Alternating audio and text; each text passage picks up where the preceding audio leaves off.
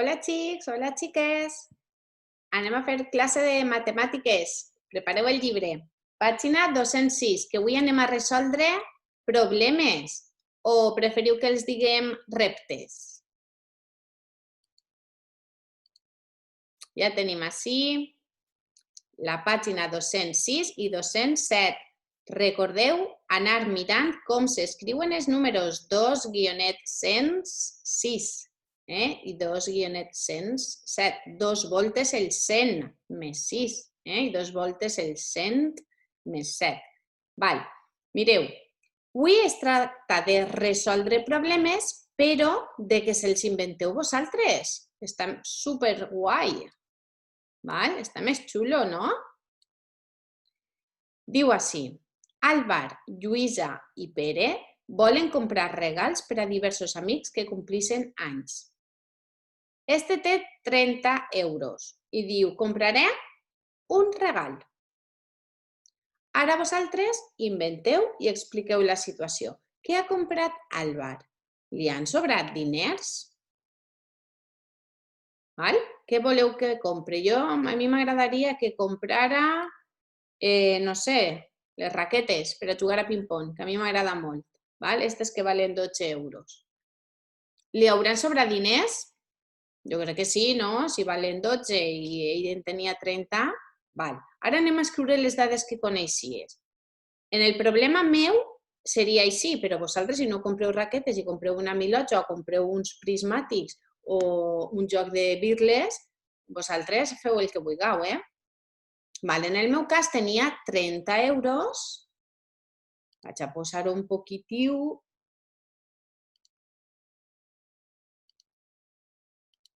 Tenia 30 euros. Val? I li han sobrat diners o les raquetes. Així posaré les raquetes. Les raquetes valen 12. Les pales de ping-pong, no les raquetes. Val. Aleshores, vinga, inventa el problema. Jo diria, Álvar tenia 30 euros i va comprar unes pales de ping-pong de regal que valien 12 euros. Quants diners li sobren? I què tindré que fer? Una resta, que és la que fem cada vegada que anem a comprar i paguem. Jo vull pagar 12 euros, però no tinc solt i paguen 30. I faig una resta. Agafa el 2 i compte fins a 10. 3, 4, 5, 6, 7, 8, 9 i 10. I apunte 8. I este 1 que jo he dit, baixa per acá baix, 1 i 1, 2. I compte hasta 3 i ho apunte. Val? Me'n sobren 18 euros. Ho posaria així. Vinga, quants diners vos han sobrat a vosaltres? Què heu comprat? Ara sí, en esta pàgina anem a fer altres problemes. Diu, observa els regals de la pàgina anterior. Estos, les birles, la milotxa, tot això. I en cada cas inventa un problema que resolga amb l'operació indicada. Així diu que va comprar 3 regals i que el problema es resol amb una suma. Si compre 3 regals i adjunte el que val uno, el que vale l'altre i el que vale l'altre, estic sumant, no? Vinga, doncs poseu el que vulgueu. Així sí que no vaig a escriure perquè heu de sumar 3 regals, els que vosaltres penseu. Feu la suma i compteu els dinerets que valen aquests 3 regals junts. Este xiquet diu que va comprar 2 regals iguals, és a dir, o 2 milotxes, o 2 jocs de birles, o 2 jocs de pales, o 2 prismàtics, el que vulgueu també.